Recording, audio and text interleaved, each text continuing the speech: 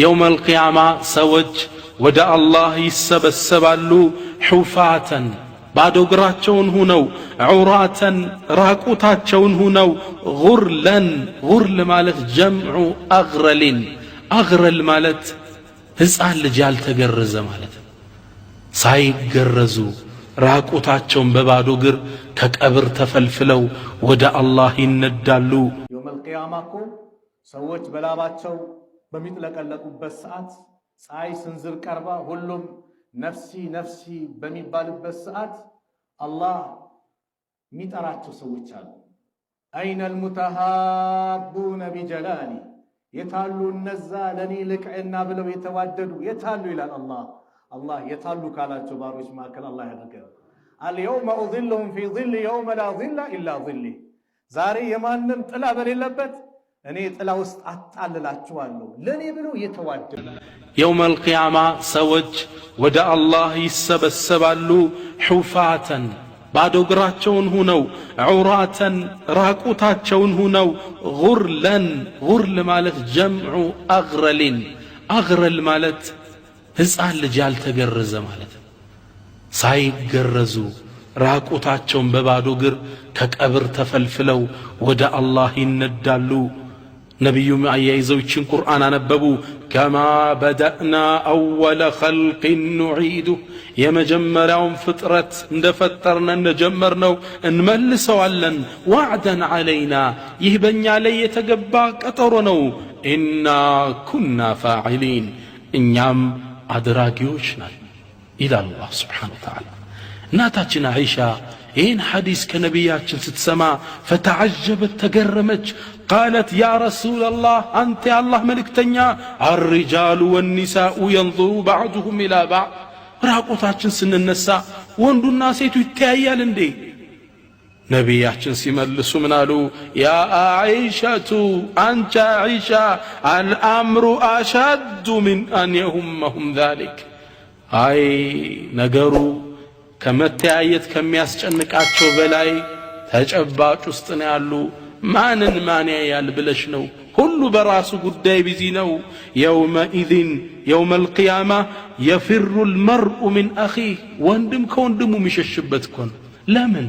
ሊኩል እምርኢን ሚንሁም የውመኢዝን ሸእኑን ዩግኒህ እያንዳንዱን ሰው የሚያብቃቃው ጉዳይ አለው፣ ያስጨነቀው ጉዳይ አለው፣ እንኳን ሌላን ሰው ዞሮ ሊመለከት።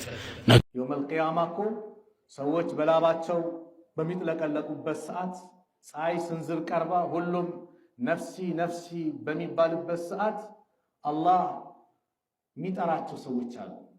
አይነል ሙተሃቡነ ቢጀላሊ የታሉ እነዛ ለኔ ልቅዕና ብለው የተዋደዱ የታሉ ይላል አላህ። አላህ የታሉ ካላቸው ባሮች መካከል አላህ ያድርገን። አልየውመ ኡዚልሁም ፊ ዚል የውመ ላ ዚለ ኢላ ዚሊ ዛሬ የማንም ጥላ በሌለበት እኔ ጥላ ውስጥ አጣልላችኋለሁ ለኔ ብለው የተዋደዱ አንድነታቸውን ያጠናከሩ ወንድማማችነታቸውን ያጠናከሩ። ስንዋደድ አንድ ስንሆን ለጥቅምም ለምንም አይደለም። ለማን መሆን ያለበት? ለአላህ። ለጥቅም ከሆነ ወንድማማችነታችን አንድነታችን ጊዜያዊ ይሆናል። ለአላህ ከሆነስ ጀነት ይዘልቃል። ስለዚህ የተሰጠው ትምህርት ላይ ትኩረት እናድርግ ነው። የኔ ርዕሴ ስለ ተቅዋ ነው። ተቅዋ ብዙ ነገሮች ስለሚገባ አንድነት ውስጥ ይገባል። ተቅዋ የሰውን ሰላም መጠበቅ ይገባል። ማይገባበት ነገር የለም። ለምን ከተባለ ሰው አላህን ሲፈራ አላህ አለብኝ ሲል የሚሰራው ስራ በአጠቃላይ ያስተካክላል። ነቢዩ ዓለይሂ ሰላቱ ወሰላም በአንድ ሐዲስ ላይ አንድች ምክር ለገሱ። ዛሬ በዚች በነቢዩ ሰለላሁ ዐለይሂ ወሰለም አንድ ሐዲስ ዙሪያ ነው ቆይታ የምናደርገው። ሐዲሱን ሁለት ሰሃቦች ነው ወደኛ ያደረሱት። አቢ ዘርና ሙዓዝ ብኑ ጀበል ናቸው ረዲየላሁ ዐንሁማ። ምን ይላሉ? ቃል ነቢዩ ሰለላሁ ዐለይሂ ወሰለም ኢተቂላሃ ሐይሱማ ኩንት አሉ። ነቢ ስ ሰለም ኢተቂላሃ አላህን ፍራ፣ ሐይሱማ ኩንተ የትም ቦታ ብትሆን፣ የትም ቦታ አገር ውስጥም ከአገር ውጭ፣ በቀንም በሌሊትም፣ ሰው ኖረም አልኖረም ማንም ፍራ? አላህን ፍራ። የትም ቦታ ብትሆን። ሰው ዛሬ ሰው ሲኖር ማሻአላህ ሷሊህ ለመሆን ይሞከራል አይደል? ሰው ከሌለ ብቻውን ከሆነ ደግሞ በቃ ማንም አያየኝም ይላል። እንዴት ነው አንድ ካሜራ ቢገጠም የሆነች ቦታ ላይ ያ ካሜራ እኛን የሚቆጣጠር ከሆነ የሰው ልጅ የሆነ ስህተት ለመስራት ይሞክራል እንዴ? ካሜራው ያጋልጠኛል ያየኛል ይላል። ታዲያ አላህ ከካሜራ ያነሰ ቦታ ሰጠን እንዴ?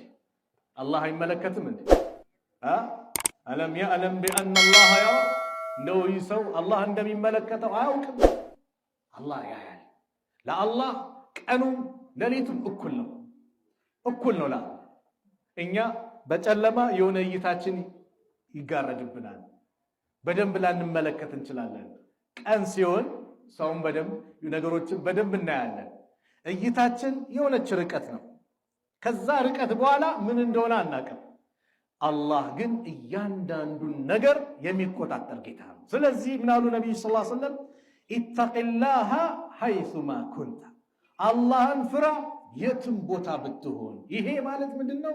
እኛ ከአላህ ጋር ያለን ግንኙነት ምን መምሰል እንዳለበት የአላህ መልእክተኛ ነቢዩ ሰለላሁ ዐለይሂ ወሰለም እየነገሩን ነው። ለዚህ ነው ተቅዋ የሚባለው ነገር በቋንቋ ደረጃ አልዊቃያ መጠንቀቅ ነው። አይ አየቅያ ልኢንሳኑ ነፍሰሁ ሚማ የኻፉ ወየሕዘር፣ አንድ ሰው ከሚፈራው ከሚያስፈራው ነገር መጠንቀቅ፣ ራሱ መጠበቅ። የሆነ ነገር አደጋ አለ ከተባለ እዚህ ጋር ገደል አለ፣ ጉድጓድ አለ፣ እሾህ አለ ከተባለ እንዴት ነው የሰው ልጅ ተጠንቅቆ የሚሄደው? ልክ እንደዛ መጠንቀቅ ነው በቋንቋ ደረጃ ይላሉ። በሸሪዓ ዑለማዎቹ በተለይ ኢብኑል ቀይም እና ኢብኑ ረጀብ ረሂመሁላህ ሲናገሩ ምን ይላሉ? ኢነ መዳረ ተቅዋ ዐለል ዊቃየቲ ሚን ዐዛቢላህ ወዛሊከ ቢፊዕሊ አዋሚሪሂ ወጅቲናቢ ነዋሂሂ። ተቅዋ ማለት አላህ ስብሓነሁ ወተዓላን መጠንቀቅ፣ የእሱን ቅጣት መፍራት መጠንቀቅ ነው። ባዘዘው ቦታ መታዘዝ፣ በከለከለው ቦታ ላይ